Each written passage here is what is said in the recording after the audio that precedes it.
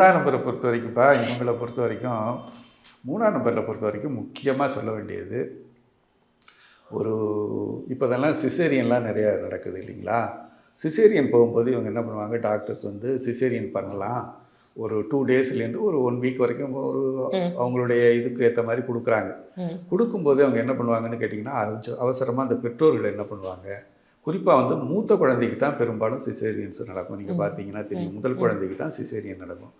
இந்த மாதிரி வரக்கூடிய ஒரு சூழல்களில் நீங்கள் பர்த்துங்கிறது நேச்சுரல் ப்ராசஸ்.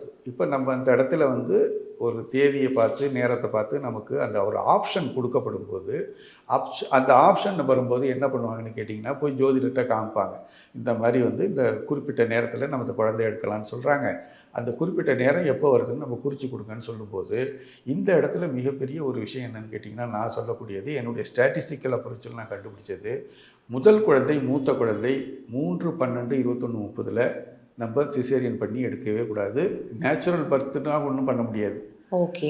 நமக்கு ஆப்ஷன் கொடுக்கப்படும் போது 3, 12, 21, 30 கண்டிப்பாக பண்ணாதீங்க. அப்படி பண்ணால் என்னென்னா, மூத்த குழந்தைகள் வந்து 3ஆம் நம்பரில் பிறந்து உள்ள மூத்த குழந்தைகளுக்கு மிகப்பெரிய சோதனைகள் வாழ்க்கையில் நடக்கும். 3ஆம் நம்பர்காரங்களுக்கு என்ன ஒரு இது விசேஷம்னு கேட்டிங்கனாக்க, அந்த குழந்தைக்கு தூண்டுதலே தேவையில்லை. அந்த குழந்தையே கஷ்டப்பட்டு படிப்பாங்க. குடும்ப சுமையை சின்ன வயசுலேயே சின்ன டிகிரி படிச்சுட்டு டிப்ளமா படிச்சுட்டு வேலைக்கு போயிடுவாங்க. மேற்கொண்டு படிப்பெல்லாம் அவங்க சம்பாத்தியத்தில் மேற்கொண்டு படிப்பாங்க. உழைப்பாளிகளாக இருப்பாங்க. படிப்படியான முன்னேற்றம், படிப்பின் மூலமான முன்னேற்றம் நிச்சயமாக உண்டு. இதில் வந்து எங்கே பிரச்சனை வரும்னு கேட்டிங்கனாக்கா, பணத்தை இன்வெஸ்ட்மெண்ட் பண்ணி தொழில் பண்ணாங்கன்னா இவங்களுக்கு ஆகாது. இவங்களுக்கு வந்து அங்கே தான் வந்து ஃபெயிலியர் ஆகும். பிஸ்னஸ் வந்து இவங்களுக்கு ஆகவே ஆகாது. ஒரு ப்ரைவேட் ஸ்கூலே இருக்குதுன்னு வச்சிங்களேன், உதாரணத்துக்கு சொல்கிறேன், கரஸ்பாண்டன்ஸாக இருக்க முடியாது, ஹெட் மாஸ்டராக வேணா இருக்கலாம்.